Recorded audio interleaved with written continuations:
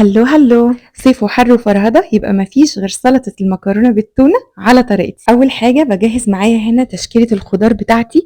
هي عبارة عن خس وفلفل أخضر وأحمر وبصل أحمر متقطع مكعبات بالشكل شوية من ده، السويت كورن والخيار المخلل وكمان فاصوليا حمرا. فلفل أصفر وزيتون مخلي، وعلبة التونة بتاعتنا بعد ما صفيناها كويس جدا هنحطها كده على الخضار بتاعنا ونقلب الكلام ده كله كويس جدا مع بعضه.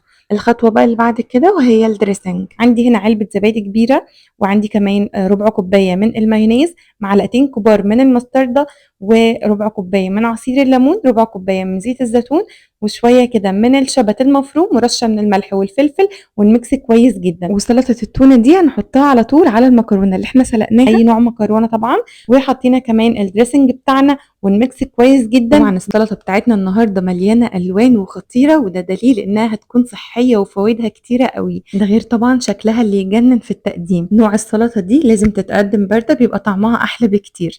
وبس كده، دي كانت وصفتنا النهاردة. جربوها وما تنسوش تقولوا لي رأيكم.